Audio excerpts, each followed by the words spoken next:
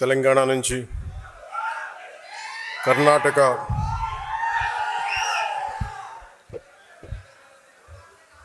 కేరళ, తమిళనాడు, దాదాపు ఈ రాష్ట్రాల నుంచి ఇంకా యూపీ కొన్ని చోట్ల కూడా ఎక్కువ సంఖ్య లేకపోవచ్చేమో కానీ అది ఒక 25-50 అవ్వచ్చేమో కానీ తెలంగాణలో మొదలెట్టిన జనసేన ప్రస్థానం అటు కేరళ, కర్ణాటక, మహారాష్ట్ర, మారుమూల మనకి దూరంగా ఉండే రాష్ట్రాల్లో కూడా కనీసం ఒక 50 మంది మేము జనసేన కోసం పనిచేస్తామని యూపీ లాంటి రాష్ట్రం నుంచి కూడా రావడం నాకు నిజంగా చాలా చాలా ఆనందం కలిగించింది. 150 మందితో తెలంగాణలో ప్రారంభించిన జనసేన ఈరోజు 21 లక్షల పైచిలకు సభ్యులతోటి, ఉద్యమీ సభ్యత్వంతో ఈరోజు ఇక్కడికి మిమ్మల్ని ఈ సందర్భంలో కలవటం నాకు చాలా చాలా ఆనందంగా. ఇందాక రాగానే అడిగిన ఆరోగ్యం ఎలా ఉందని, ఆరోగ్యం బాగుంది. చెప్పాలి కదా నాకు, అంటే ఆరోగ్యం ఎలా ఉంది ఇవన్నీ అంటే కారణాలు ఏంటి అని అంటుండే మన వాళ్ళు ప్రేమతోటి నా భుజాలు లాగేశారు. సో నాకు లాస్ట్ 2-3 ఇయర్స్లో ఏమైందంటే ఎలక్షన్ ముందు నుంచి కూడా 1 ఇయర్ ముందు నుంచి కూడా తిరగటం వల్ల ఒకటి కరోనా టైంలో నాకు ఈ కరోనా రావడం, ఒకటి ఈ లంగ్ ఇన్ఫెక్షన్ పోలేదు, అలా ఉండిపోయింది, అదొకటి. తర్వాత ఈ దుమ్ము ధూళిలో తిరగటం వల్ల అది లోపల ఒక ఈ సైనస్ ప్రాంతాల్లో చాలా కరుడుగా హార్డ్ అయిపోయింది, ఆ డస్ట్ బాల్ అయిపోయింది. అందుకని ఇక్కడ వాచిపోయేది, నాకు అర్థమైంది కదా చాలా కాలం. ఆ తర్వాత ఇంకా ఒక సైడ్ ఒక రోజు సడన్గా ఈ ఎడ్జ్ మన ఏమంటుందని ఎక్స్టెండెడ్ విజన్ కనిపించలేదు ఒకరోజు. సో అందుకని అన్ని ప్రోగ్రామ్స్ మన అంజుబాబు గారి భీమవరంలో ప్రోగ్రామ్ ఉన్నా కానీ క్యాన్సిల్ చేసి హైదరాబాద్ తిరిగి రావడానికి దాదాపు 1 నెల పట్టింది రావడానికి. అలాగే మిగతా వచ్చాం కదా అని చెప్పి ఏంటంటే ఇబ్బందులు ఉన్నాయి అన్నీ చేయించుకుంటే ఈ 2 భుజాల మధ్య కూడా టేర్ వచ్చేసింది. వాళ్ళు అడిగారు ఎట్లా, క్యాల్సిఫికేషన్ కూడా వచ్చేసింది 2 భుజాలు, మన భుజాల్లో ఎట్లా వచ్చింది అని అడిగితే ఏం లేదు, నన్ను మా వాళ్ళు ప్రేమతో లాగేశారు అన్న అని చెప్పి, ఒకళ్ళు ఇట్లా ఆగుతారు అట్లా ఆగుతారు, అంటే అంతకుమించి నాకు వేరే కారణాలు కనిపించలే. ఎందుకంటే ఒకసారి మధ్యలోకి వెళ్తున్నప్పుడు షేక్ హ్యాండ్ ఇస్తే వదలరు కదా, ఆ లాగటంలో ఎంత బలంగా గుంజుతారంటే కండ తెగిపోయేంత. కాదు మీరు ప్రేమగా కండ తెగొట్టిన పర్లేదు, ప్రేమతో తీసుకుంటాను, ఎందుకంటే హీలింగ్ కూడా మీరే చేస్తారు కాబట్టి. సో ఫర్దర్గా అన్నీ బాగానే ఉన్నాయి. కానీ అలాగే చాలా సందర్భాల్లో కొంచెం వేరంటేరు ఉంటుంది కదా, ఇన్ని జీవితంతో బతికిన తర్వాత ఆ స్పైనల్ ఇష్యూస్ ఉన్నాయి, కంప్రెషన్స్ ఉన్నాయి, ఒక 10-11 కంప్రెషన్స్ ఉన్నాయి, డిస్కంప్రెషన్స్. కాకపోతే నాకున్న బేసిక్గా నాకు కొంచెం ఈ స్పోర్ట్ ట్రైనింగ్ ఉండటం వల్ల నాకు బాడీ తట్టుకోగలదు. అంటే ఎంత బాధ ఉంది, ఎంత పెయిన్ ఉందో నాకే తెలియదు. నా పెయిన్ టాలరెన్స్ చాలా ఎక్కువ. అంటే లోపల తెగిపోయినాగా నాకు అర్థం కాదు, ఏదో ఇబ్బందిగా ఉంది ఇలా అనుకుని వెళ్ళిపోతూ ఉంటాను. తర్వాత టోటల్గా 2.5 ఇంచెస్ ఎలా కదులుతున్నావు అంటారు డాక్టర్స్. సో ప్రస్తుతానికి అన్నీ బాగానే ఉన్నాయి. I'll make sure with all your blessings I'll be all right. నా కోసం ప్రార్థించిన మీ అందరికీ కూడా పేరు పేరున ప్రతి ఒక్కరికి నా ధన్యవాదాలు. మీరు కాకపోతే ఇంకెవరిని ప్రేమిస్తాను నేను. అలాగే దీని తర్వాత అంటే కొంచెం ఒక 4 అంశాల మీద మాట్లాడుతాను. ఒకటి పార్టీ స్ట్రక్చర్ మీద. ఒక పుష్కర కాలం తర్వాత 12 సంవత్సరాలు తర్వాత పార్టీ స్ట్రక్చర్ ఎలా ఉండాలి, ఇది ఇప్పుడు పెట్టుకుంది కాదు. 2007లో ఇందాక మన తెలంగాణ నుంచి వచ్చిన మన భైరబాస సాంబశివుడు మాట్లాడింది. 10వ క్లాస్లో చూసి యూత్ వింగ్లో అప్పుడు ఎలా మాట్లాడానో అన్ని స్ఫూర్తి చెంది ఈరోజు మాట్లాడిన సాంబశివుడి మాటల గురించి చెప్తాను. 2008లో అప్పుడే రాజకీయ ప్రస్థానంలో చాలా స్పష్టతతోటి ఎలా నడపాలి యూత్ వింగ్ అని చెప్పి ఒక స్ట్రక్చర్ పెట్టుకున్నాం, ఎలా ముందుకు తీసుకెళ్ళాలి ఆ రోజున. ఆ స్ట్రక్చర్ని ఒక 12 సంవత్సరాల తర్వాత దాన్ని రియలైజ్ చేయగలిగే అవకాశం నాకు వచ్చింది. సో ఇది అన్ని పార్టీలకు ఎంత ఉంటుందో నాకు తెలియదు కానీ జనసేన, అందుకే నేను 12 సంవత్సరాలు ఎప్పుడు లూజ్గా వదిలేసాను స్ట్రక్చర్. కాంక్రీట్గా ఫిక్స్డ్గా ఇప్పుడు ప్రయత్నం చేయలేదు. ఎందుకంటే ముందు నలగాలి మనుషులు అనుకున్నాను. మన సిద్ధాంతాన్ని నమ్మిన వాళ్ళు మనతో పాటు ప్రయాణం చేద్దాం అనుకుని నమ్మాలి, వీళ్ళ కోసం నేను ఉండాలనుకున్నాను. ఒక 12 సంవత్సరాల తర్వాత అసలు మిమ్మల్ని జీవితకాలం మేము వదలమని చెప్పిన వాళ్ళందరూ పారిపోయారు, వదిలేసి వెళ్ళిపోయారు. ఎవరు నన్ను వదలలేదంటే నా జన సైనికులు, మా వీర మహిళలు వదలలేదు. సో మిమ్మల్ని సెంట్రైజ్ చేసే ఈ స్ట్రక్చర్ ఉంది. ఆ స్ట్రక్చర్ గురించి వివరిస్తాను. మూడోది, మీరు బాధ్యతలు వహించబోతున్నారు కాబట్టి మీకు ఐడియాలజీ 7 సిద్ధాంతాలని కొంచెం భారం అవ్వచ్చు వినడానికి. కొంచెం ఓపికగా ఉంటే భవిష్యత్తులో మీరు దీన్ని ముందుకు తీసుకెళ్ళడానికి అవకాశం ఉంటుంది. దాని మీద ఐడియాలజీ గురించి మాట్లాడతాను. అలాగే వే ఫార్వర్డ్. మిగతా రాష్ట్రాలు ఇంత ప్రేమగా వచ్చారు. కర్ణాటక నుంచి సుష్మా శ్రీనివాసన్ గారు వచ్చారు. మిగతా రాష్ట్రాల్లో మనం ఎంత చేయగలం, ఏ మేరకు మనం మద్దతు తెలపగలం, ఒక పక్క స్టేట్కి మనం జనసేన నుంచి ఇక్కడ కూర్చొని ఏం చేయగలం, దట్ విల్ హ్యావ్ దానికి ఒక దారి వెతుకుతాం. అలాగే వే ఫార్వర్డ్లో ఈ అలయన్స్ ప్రభుత్వం, ఎన్డీఏ అలయన్స్ ప్రభుత్వం, తెలుగుదేశం, భారతీయ జనతా పార్టీ, జనసేన, ఈ అలయన్స్లో ఆంధ్రప్రదేశ్కి సంబంధించి ఈ వే ఫార్వర్డ్ ఎట్లాగా, లోకల్ బాడీస్ ఎలాగా, ఆ అలయన్స్ ఏర్పడటానికి వచ్చిన పరిస్థితులు వివరిస్తూ భవిష్యత్తు ఎలా ఉండాలని చాలా స్పష్టంగా మీకు తెలియజేస్తాను. అలాగే భారతదేశం, మొన్న మోదీ గారు మెసేజ్ చూశారు అందరూ, దాన్ని జనసేన తరపు నుంచి మనం ఎలా ముందుకు తీసుకెళ్ళాలి, ఈ 2 మీకు తెలియజేస్తాను. ఈరోజు ఇన్ని వేల మంది జనసేన సాధకులతోటి సమావేశం కావడానికి ప్రధాన కారణం, జనసేన పార్టీని క్షేత్రస్థాయిలో ఇది నా పార్టీ అన్న భావంతో భుజాన మోస్తుంది మీరే. పార్టీ భావజాలాన్ని ప్రజల్లోకి తీసుకెళ్లి పార్టీ బలోపేతానికి కీలక పాత్ర పోషిస్తున్నది కూడా జనసేన సాధకులు, ఉద్యమీలు. నేను పార్టీ స్థాపించినప్పుడు నా వద్ద కేవలం ఒక భావజాలం, ఎలాంటి ప్రతికూల పరిస్థితులనైనా ఎదుర్కొనే ధైర్యం, ప్రజల జీవితాల్లో సమాజంలో మార్పు తీసుకురావాలనే ఒక నిబద్ధత మాత్రమే ఉన్నాయి. ఆ సమయంలో నీ వెంట మేము ఉన్నామని నిలబడ్డ 150 మంది సన్నిహితులు కావచ్చు, నా జన సైనికులు కావచ్చు, నా ప్రాణం కావచ్చు, వాళ్ళే నిలబడ్డారు. ఈరోజు జనసేన వెంట ఐడియాలజీ, కరేజ్, కమిట్మెంట్ కలిగిన దాదాపు 20,000 మంది సాధకుల సమూహం నిలబడి ఉంది. దాదాపు 21.5 లక్షల పైగా జన సైనికులు, వీర మహిళల్ని ఉద్యమ సభ్యులుగా చేర్చి ఒక్కడిగా ప్రారంభమైన జనసేనని ఈ రోజున 21.5 lakhsతో బలమైన జన సైన్యంగా తీర్చిదిద్దడంలో మీ పాత్ర చాలా కీలకం. కేవలం ఆంధ్రప్రదేశ్, తెలంగాణనే కాకుండా తమిళనాడు, కర్ణాటక, కేరళ, మహారాష్ట్ర, ఒరిస్సా, ఉత్తరప్రదేశ్ రాష్ట్రాల నుండి కూడా దాదాపు 10,000 మంది పైగా ఉద్యమి సభ్యత్వం తీసుకున్నారు. జనసేన భావజాలం ఒక్క తెలుగు రాష్ట్రాలకి పరిమితం కాదు, మనది జాతీయ సమగ్రత, జాతీయ భావాలున్న పార్టీ. అందుకే ప్రతి ప్రాంతం నుండి మనకి ఆదరణ లభిస్తుంది. ఒక వ్యక్తికి పార్టీ సభ్యత్వం ఇచ్చి అతన్ని పార్టీ భావజాలం వైపు ఆకర్షించాలంటే ముందుగా మీలో బలమైన నాయకత్వపు లక్షణాలు ఉండాలి. మీలో ఆ లక్షణాలు ఉన్నాయి కాబట్టి ఈరోజు జనసేన పార్టీ కేవలం నాయకత్వంపై ఆధారపడకుండా సంస్థాగతమైన బలమైన జన సైనిక సమూహంతో ఎదిగే పార్టీగా అవతరించింది. అందుకే మిమ్మల్ని సాధకని పిలవాలని నిర్ణయించుకున్నాను. ఏదైనా ఒక కార్యాన్ని చిత్తశుద్ధితోటి, అంకిత భావంతో, లక్ష్యంతో సాధించేవారే సాధకులు. జనసేన లక్ష్యాన్ని సాధించే క్షేత్రస్థాయి నాయకత్వం మటుకు ఇక్కడున్న సాధకులది. నేను ప్రతిసారి ఒకటే మాట నిలబడి చెప్తా ఉంటాను, 1 man's courage makes a majority. ఈరోజు మీరు ఆ మాట నిజం చేసి చూపించారు. తేనెటీగల సమూహం కలిసి ఒక తేనెతిట్టుని నిర్మించినట్టే జనసేన సాధకులు, క్షేత్రస్థాయి నాయకులు కలిపి జనసేన పార్టీ నిర్మాణంలో ఒక కీలక ఘట్టాన్ని పూర్తి చేశారు. మొన్న వైజాగ్లో జరిగిన సేనతో సేనాని సమావేశంలో ఒక జన సైనికుడు మాట్లాడుతూ, మా ఊరికి నేనే పవన్ కళ్యాణ్, ప్రతి సమస్యకి నీ దాకా రానన్నయ్య అని చెప్పినప్పుడు ఇది నేను కోరుకున్న పార్టీ నిర్మాణం అనిపించింది. విజయనగరంలో హుస్సేన్ అని ఒక ముస్లిం యువ జన సైనికుడు కార్పొరేటర్గా పోటీ చేశాడు.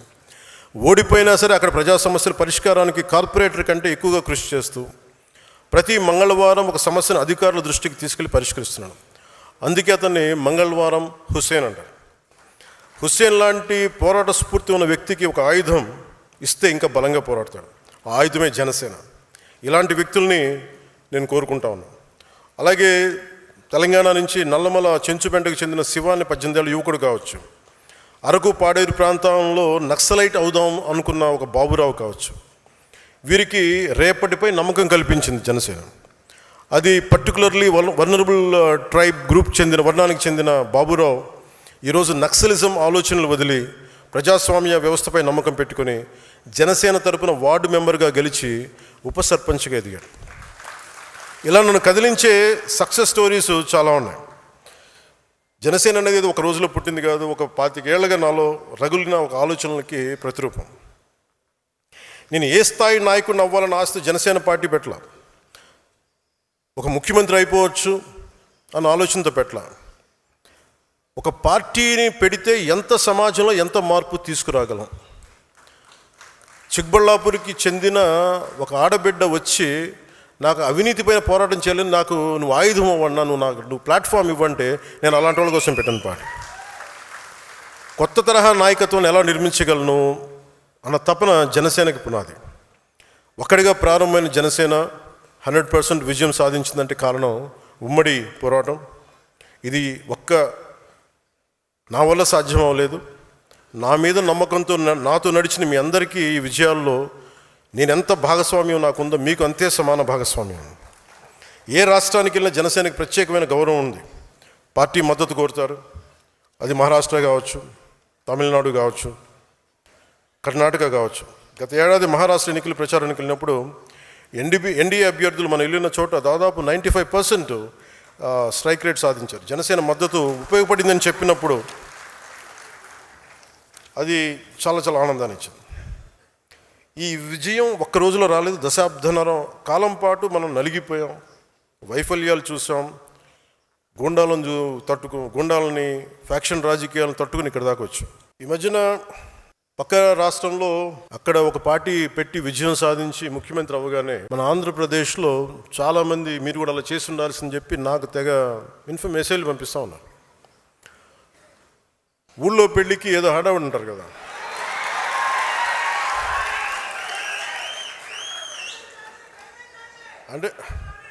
అంటే ఎలా ఉండదంటే మనకి సందులోనో ఒక పెళ్లి జరుగుతూ ఉంటే మన ఊళ్ళో చిన్నపిల్లలు పరిగెడుతూ ఉంటారు అటు ఇటు, వాళ్ళ ఇంట్లో పెళ్ళి అనుకున్నట్టుగా. అరే ఆంధ్రప్రదేశ్ పరిస్థితులు వేరు. సరే వీళ్ళు చెప్పినట్టుగానే మనం కూర్చొని 2019 నిలబడ్డాం. ఎక్కడ పెట్టారు? 2 చోట్ల ఓడించారు కదా. పోనీ ఎవరైనా నిలబడ్డారు ఆ రోజున నాయకులు అంటే అందరూ పారిపోయారు కదా. సో అందుకని కంపారిజన్ పెట్టకండి. నిజంగా నేను పదవే నాకు ప్రధానం అనుకుంటప్పుడు 2008లోనే యూత్ వింగ్ కాదు ఎంపీగానే పోటీ చేశాను. 2014లో నేను ఎన్డీఏతో అలయన్స్లో ఉన్నప్పుడు నేను మల్కాజ్గిరి నుంచి ఎంపీగా పోటీ చేయాల్సి ఉంది. బట్ నేను ఏమనుకున్నానంటే, ఎందుకు చెప్తున్నాను ఇదంటే, నేను ఒక పార్టీని నడపాలి, ఇది సమాజంలో మార్పు పట్టుకు రావాలంటే నాకు తెలియాలి కదా కష్టం. ఒక కమ్యూనిస్ట్ నాయకులను చూస్తే కింద క్షేత్రస్థాయిలోకి వెళ్ళారు, నలిగారు, దెబ్బలు తిన్నారు. ఒక కాంశీరామ్ దెబ్బలు తిన్నాడు, నలిగారు. ఒక పార్టీని నడపడం ఏదో కూర్చోబెట్టి ఎదిగేయటం వచ్చేయటం పదవిలో కూర్చోవటం కాదు. ఎలా నడపగలవు? ఒక సమూహాన్ని నీతో పాటు నడిపించాలని నీకు ఎంత సత్తా ఉండాలి, ఎంత అవగాహన ఉండాలి నీకు. నువ్వు ఆ భావజాలను కట్టుబడి ఉంటావా లేదా అనేది మనకి తెలియాలి. అందుకని ఇవన్నీ నిర్ణయించుకొని ఒక దశాబ్దం నేను నలుగుతానని నిర్ణయించుకున్నాను. అది 2007 నుంచి మొదలుపెట్టిన ప్రయాణం 2014, 18 దాకా అలా నడుస్తూనే ఉన్నాను. నలిగాను దశాబ్దం. ఆ తర్వాత 2019 చేశాను. ఎంత గెలుస్తానో తెలియదు, ఓడిపోతానో తెలియదు. బట్ అసలు ఐ వాంటెడ్ ఎక్స్పెరిమెంట్. చూద్దాం ఏం జరుగుద్దు. దెబ్బ తినకుండా ఏది రాదు. అదే 2024కి దాని గురించి మళ్ళీ వివరిస్తాను మీకు. అంటే ఇవన్నీ నేను ఒక పార్టీని నడపడానికి ఎంత బలం ఉండాలి, ఎంత భావజాలం ఉండాలి, ఎన్ని కఠినమైన పరిస్థితులను ఎదుర్కొంటే తప్ప నేను నడపలేని పార్టీని. ఈ రోజున అందరూ నన్ను వదిలేసిన నేను పార్టీని చాలా ధైర్యంగా ముందుకు తీసుకెళ్ళగలను. ఆ ధైర్యం నాకు ఈ సుదీర్ఘ పుష్కరకాలం నాకు ప్రయాణం నాకు ఇచ్చింది. నాకు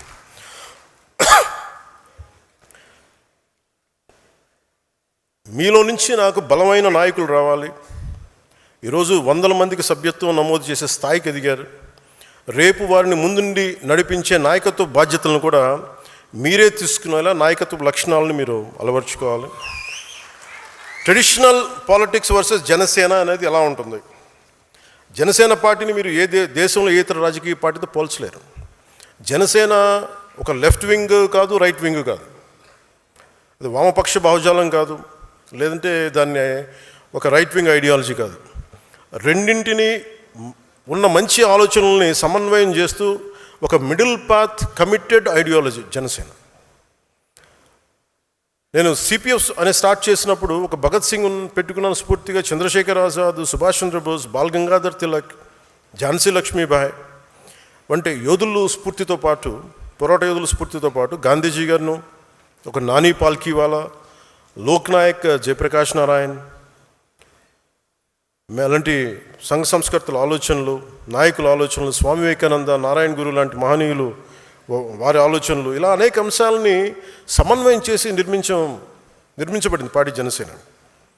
సో జాతి పోరాట స్ఫూర్తి, రాజ్యాంగ నిర్మాతల ఆశయాలు నిజం చేయడంతో పాటు భవిష్యత్ తరాల కోసం ఆలోచించే ఒక బలమైన భారత్ని నిర్మించడంలో మన వంతు కృషి చేయడం, అది జనసేన లక్ష్యం. ఉదాహరణకి కర్ణాటకలో కాంగ్రెస్ ప్రభుత్వం ఉన్నా, ఇక్కడ ఎన్డీఏ ప్రభుత్వం ఉన్నా, రైతులు, అటవీ ప్రాంత ప్రజలు ఏనుగుల దాడితో ఇబ్బందులు పడుతున్నారని తెలిసి కర్ణాటక ప్రభుత్వంతో చర్చించి కుంకి ఏనుగులు తీసుకురాగలిగామంటే జనసేన మాట్లాడితే అది మనల్ని విభేదించే కాంగ్రెస్ నాయకులైనా చాలా సెన్సిబుల్గా మాట్లాడితే పంపిస్తారని అనటానికి ఈరోజు మనకి ఆ కుంకి ఏనుగులు ఇక్కడ తీసుకురావడం. వ్యక్తులపై ద్వేషంతో రాజకీయాలు చేయదు జనసేన. ప్రజా సమస్యలపై పరిష్కారం మన ప్రథమ లక్ష్యం. జనసేన 7 సిద్ధాంతాలని మదనం చేసి రూపొందించిన కొందరు జనసేన ఎందుకు కులాలు మతాల గురించి మాట్లాడుతుంది, మళ్ళీ కులాలకి అతీతమైన రాజకీయాలు అని అంటూ ఉంటారు. కులాల్లో ఉన్న అసమానతలు, అన్యాయాలు, మతాల మధ్య ఉన్న భేదాభిప్రాయాలను చర్చించి అర్థం చేసుకొని పరిష్కరిస్తేనే కదా సమానతను కూడిన సమాజాన్ని నిర్మించగలం. కేవలం ఒక కులాన్ని కావచ్చు, కొన్ని కులాలని కావచ్చు, ఒక మతాన్ని కావచ్చు ఓట్ బ్యాంక్ చూసేవాళ్ళు ఈ విషయంపై దాటేస్తారు. నాకు ఆ భయం లేదు, నాకు మొహమాటం కూడా లేదు. నాకు అరకులోని పీవీటీజీ వర్గాలు, శ్రీశైలం అడవుల్లోని చెంచులు, సరైన గుర్తింపు లేని బుడగ జంగాలు, గౌరవం కోరుకుంటున్న రెల్లి వర్గాల కోసం న్యాయం జరగాలి నేను బహిరంగంగా మాట్లాడతాను. ఆ విషయాన్ని మీరు అర్థం చేసుకోవాలి, అర్థమయ్యేలా మన ప్రజలకు వివరించగలగాలి.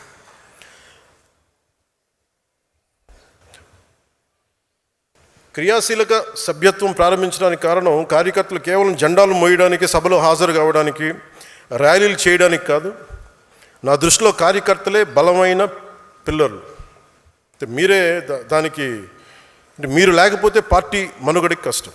అందుకని నేను మీకు సంబంధించి మీరు అండగా ఉండాలి, మిమ్మల్ని ముందుకు తీసుకెళ్ళాలి. దాంతో సమాజంలో మార్పుకి తొలి అడుగు అడిగేసే సారథి ఉద్యమి, మన నాయకత్వానికి దృఢమైన పునాది ఉద్యమి, ప్రజల్లో చైతన్యానికి ప్రతీక ఉద్యమి, యువత సంకల్పానికి ప్రతిరూపం ఉద్యమి, మార్పును సాధించే నాయకత్వం ఉద్యమి, న్యాయం వైపు నిలబడే నిర్భయం ఉద్యమి, జనసేన ఉద్యమి వారధి ఉద్యమి. ఏ పార్టీ అయినా మీకు నిలబడిపోవాలి అంటే సంస్థాగతంగా బలపడాలి. ఆ సంస్థలు ఎలా ఉండాలి? నేను పార్టీ నిర్మాణం ఎప్పటికప్పుడు జరుగుతూనే ఉంది. It's one man driven party కాదు, ఒక కుటుంబం నడిపే పార్టీ అవ్వకూడదని నా లోపల నుంచి నేను కోరుకుంటా ఉన్నా, గుండె లోతుల నుంచి. భవిష్యత్తు ఈరోజు నేను ఒక్కనే నడుపుతున్నాను, కానీ ఒక రోజున ఇది ప్యూర్లీ ఐడియాలజికలీ డ్రివెన్ పార్టీగా ఉండాలి. అందుకనే నేను ఇది మీ అందరికీ స్థానం కల్పించే పార్టీ కావాలి. సగటు మధ్యతరగతి మనిషి కూడా దీన్ని నడిపే స్థాయికి రావాలి. మధ్యతరగతి మనిషి విలువలు, వారి ఆలోచన విధానం పార్టీలో ఉండాలి. నేను ముందు పార్టీ పెట్టినప్పుడు నన్ను అర్థం చేసుకుంది, సిపిఎఫ్ని పెట్టినప్పుడు వామపక్ష భావజాలంతో ఉన్న ఒక హ్యూమన్ రైట్స్ లాయర్ కీర్తిశేషులు భువనగిరి చంద్రశేఖర్ గారు, అలాగే నేనంటే ఎంతో ఇష్టపడి ఒక గద్దర్ గారు, ఒక గుడిలో ఒక పూజారి, ఒక చెంచు యువకుడు, ఒక టిఫిన్ బండి విజయనగరం ఒక టిఫిన్ బండి నడిపే యువకుడు, ఎక్కడో అమెరికాలో కూర్చున్న ఒక ప్రొఫెసర్, ఇలా ఒక్కళ్ళు కాదు అనేక డిఫరెంట్ గ్రూప్స్ నుంచి జనసేన భావజాలానికి ముందుకు వచ్చారు. నా దగ్గర ఉన్నది ఒక సమూహం, అది ఒక సేన, ఆ నిబద్ధతతో కూడిన సేన. దానిని నేను పార్టీని ముందుకు తీసుకెళ్ళాలి ఎలా తీసుకెళ్లాలంటే ఫస్ట్ భావమే కాబట్టి ఆ భావాన్ని బలంగా పట్టుకునే వాళ్ళని ఫస్ట్ వాళ్ళ ముందు ఈ సమూహం ముందు ఉంటారు. వాళ్ళని నేను ఈ రోజును జనసేన రక్షాదళ్గా చూడాలనుకుంటున్నాను. జనసేన ఏ ఉద్దేశంతో అయితే ప్రారంభించబడిందో, ఏ ఉద్దేశాలనైతే దారి తప్పకుండా కాపాడే సమూహం ఇది. అవసరమైతే క్షేత్రస్థాయిలో పోరాటం చేసే సిద్ధాంతం బలం కలిగిన సైన్యం ఇది. వీళ్ళకి అనుసంధానమైందే వాళ్ళకి ఫుట్ సోల్జర్స్ బ్లాక్, అంటే భావాన్ని పట్టుకొని కూర్చునే వాళ్ళు, అలాగే ఆ భావాన్ని అవసరమైతే క్షేత్రస్థాయిలో నిలబడి పోరాటం చేయగలిగే వాళ్ళు నిర్వాహక్ దళ్. అలాగే దీన్ని ఒక పొలిటికల్గా ముందుకు తీసుకెళ్లాలంటే, ఒక పొలిటికల్ బ్లాక్గా చూడాలంటే పరిపాలక దళ్. అంటే రక్షాదళం, నిర్వాహక దళం, పరిపాలక దళం. ఒక ideological bloc, foot soldiers bloc and political bloc. ఈ పిరమిడ్ మీదే ఈ స్ట్రక్చర్ ఉండబోతుంది. జనసేన భావజాలాన్ని రక్షించే రక్షాదళం, జనసేన ఆలోచనలు క్షేత్రస్థాయిలో అమలు చేసే నిర్వాహక దళం, వీటిని పరిపాలనా వ్యవస్థలోకి తీసుకెళ్లే పరిపాలక దళం. నేను మెంబర్ టు లీడర్ అన్నప్పుడు నా ఉద్దేశం ఏంటంటే, ఇది అందరికీ ఒక వేదిక కావాలి. ఎవరైనా ఎక్కడి నుంచి అయినా సరే ఒక నాయకుడిగా ఎదగగలగాలి. అది పంచాయతీ నుండి పార్లమెంట్ వరకు కార్యకర్త నాయకుడిగా ఎదగడానికి అవకాశాలు ఉండాలి. కానీ సడన్గా ఎవరు తీసుకొచ్చారు, మా ఇంట్లో ఉంటాడు, నాతో పాటు చాలా క్లోజ్గా ఉంటాడు, వాళ్ళకి పదవి ఇచ్చండి, అలా ఇవ్వడం కుదరదు. ఎందుకంటే నాతో పాటు ఉన్న 10 మందిని కూడా నేను 10 ఏళ్ళు పరీక్షించాను. ముందుగా మీరు క్షేత్రస్థాయి కార్యకర్తలుగా ప్రయాణించాలి, తర్వాత నాయకులు అవ్వండి, నాకు ఎలాంటి అభ్యంతరం. But you have to go through the process. ఆ ప్రాసెస్ని పొలిటికల్ ప్రాగ్మాటిజం పోకూడదు, కోర్ జన సైనిక్ భావజాలం నింపాలి. చాలామంది నాకు చెప్తూ ఉంటారు, అన్న మీకోసం మేము పనిచేస్తాం, పార్టీ కోసం పనిచేస్తాం, మా పదవులు అవసరం లేదు, మేము క్షేత్రస్థాయి సైనికులుగానే ఉంటాం. కానీ మీలో కెపాసిటీ ఉంటే మీరు ఎదగాలి. దానికి స్పష్టమైన విధి విధానాలు పెడదాం. ఎంతకాలం ఎన్ని కార్యక్రమాల్లో పాల్గొన్నా ఏం చేసాం అన్న దానికి ఒక వ్యవస్థ ఉంటుంది. ఈరోజు నేను ఎమ్మెల్యే అయి ఉండొచ్చు, రేపు కాకపోవచ్చు. కానీ మనం ఆర్ఎస్ఎస్ నుంచి నేర్చుకోవాల్సింది, బీజేపీ నుంచి నేర్చుకోవాల్సింది ఒకటి ఉంది. ఐడియాలజికల్ ఒక వింగ్కి, బ్లాక్కి వాళ్ళ పదవులకు సంబంధం ఉండదు. నేను బిఎల్ సంతోష్ గారిని చూశాను. ఆర్ఎస్ఎస్ని జనరల్ సెక్రటరీగా ఉండి, ఆయన రాజ్యసభ సభ్యుడిగా ఉండి అయిపోగానే మళ్ళీ ఒక కార్యకర్తకి వెళ్ళిపోయారు ఆయన. ఇది నేను ఆర్ఎస్ఎస్లోను బీజేపీలో ఎక్కువ చూస్తూ ఉంటాను. సో ఈరోజు మన జనసేన ఆ స్ఫూర్తిని తీసుకోవాలి. అలాగే పరిపాలక దళంలో మాత్రం మన ఐడియాల నుంచి వచ్చిన వాళ్ళు అయి ఉండొచ్చు, బయట నుంచి వచ్చిన వాళ్ళే ఉండొచ్చు. ఉదాహరణకి మన మనోహర్ గారు ఉన్న కాంగ్రెస్ నుంచి వచ్చారు, కానీ జనసేన కోసం బలంగా పనిచేశారు. వారికి అదే మనం బలమైన గౌరవిస్తాం. అందుకే మెంబర్షిప్స్ కూడా సాధక్, ఉద్యమి, ప్రదాత అని పెట్టినట్టే ఈ విభాగానికి కన్వీనర్స్, కో కన్వీనర్స్ ఉంటే వారికి సంధాత అని పేరు పెట్టాం. విభాగాలు ఉన్నాయి. ఝాన్సీ వీర మహిళా విభాగం, Seva Dal, legal wing, Shataghni digital regiment, logistics wing, అది ప్రోగ్రామ్ కమిటీస్. ప్రతి విభాగానికి ఒక ఇన్ఛార్జ్ ఉంటారు. ఆ విభాగానికి మనం పెట్టే పేరు సంధాత. సో ప్రతి విభాగానికి, ప్రతి నియోజకవర్గానికి ఒక ఇన్ఛార్జ్ ఉంటారు. 5 మంది నాయకుల సమూహం ఉంటుంది. వారిలో ఎక్కువ బాధ్యతను తీసుకోగలిగే వ్యక్తే పరిపాలక దళంలోని జిల్లా మన నియోజకవర్గం ఇన్ఛార్జ్గా పెడతాం. అతనితో పాటు ఒక ట్రెజరర్ ఉంటారు, కోశాధికారి ఉంటారు, ఒక సెక్రటరీ, 2 ఆర్గనైజింగ్ సెక్రటరీస్ ఉంటారు. స్థానికంగా ఉండే వివాదాల పరిష్కారం కోసం వివాద విమోచన మండలి ఉంటుంది. అది ప్రతిసారి ఏదైనా అక్కడ కొట్టుకోగానే, అన్న నువ్వు నాకు చెప్తా ఉంటారు, సార్ ఇట్స్ ఎండ్ ఆఫ్, చాలు, ఇంక ఇప్పుడు దాకా చేసిన చాలు, ఇంకా స్థానికంగా మీరు నా దాకా తీసుకొస్తే మీరే నాయకులు. అందుకని వారి కోసం ఒక వివాద విమోచన మండలి నియోజకవర్గ స్థాయిలో ఉంటుంది. ఇలా ఒక పూర్తి పార్టీ సంస్థాగత నిర్మాణాన్ని చేయనున్నాం. మీరు లీడర్స్ అవ్వాలనుకుంటే గుర్తుంచుకోవాల్సింది, అందరూ ఎమ్మెల్యేలు, ఎంపీలు కావడం కాదు, పార్టీలో మీ స్థానం కూడా చాలా ముఖ్యం. నేను మొదటి 30 నియోజకవర్గాల్లో నేనే ప్రారంభిస్తాను. ఈరోజు నేను అనౌన్స్ చేయడానికి లేను, నేనే మొదటి 30 నియోజకవర్గాల్లో. అలాగే డీలిమిటేషన్ వస్తే ఈ రోజున ఆంధ్రప్రదేశ్లో ఎక్కువ నియోజకవర్గాలు అవుతాయి, పార్లమెంట్ నియోజకవర్గాలు పెరుగుతాయి. అన్నింటినీ దృష్టిలో పెట్టుకొని ఈ స్ట్రక్చర్ పెట్టాను. ప్రతి మీటింగ్లో ఇది నిర్ణయించే ఎవరినైతే మనకి అక్కడ ఆ నియోజకవర్గానికి ఇన్ఛార్జ్గా పెడతామో ఆ ప్రతి మీటింగ్లో మొదటి విడత నేనే కూర్చుంటాను. 6 నెలల్లో నేను మీతోటి మిమ్మల్ని తీసుకొని సాధకులతో మాట్లాడి, కీలకమైన ఉద్యమ సభ్యులతో మాట్లాడి, మీ ఇన్పుట్స్ తీసుకొని మన అందరితో మాట్లాడి, ఇంక చేసిన తర్వాత ఈయన ఇన్ఛార్జ్ అన్నప్పుడు అందరూ ఆయనతో పనిచేయాల్సిందే. ఆయన మన కోసం పనిచేయాల్సిందే. అంతేగాని కూర్చోబెట్టి అది బయట వ్యక్తి పార్టీల నుంచి రావచ్చు, మన పార్టీ నుంచి ముందు నుంచి ఎదిగిన వాళ్ళు కావచ్చు, ఏదైనా. అంతేగాని పాయింట్ ఆఫ్ కాంటాక్ట్ మేము ఇవి చేసామంటే ఏదైనా సరే మీరు ఎంత నిలబడ్డారు. చాలామంది పదవులు తీసుకొని మెంబర్షిప్ చేయడం 10 మంది కనీసం వాళ్ళకుందా లేదో మెంబర్షిప్, నాకు డౌట్ వస్తుంది. కొంతమంది చూస్తాం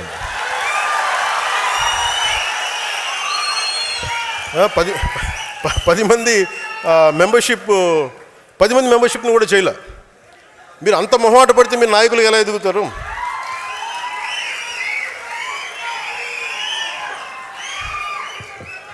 అంటే మీ అరుపులు ఎంత కోపం ఉందో నాకు అర్థమవుతుంది.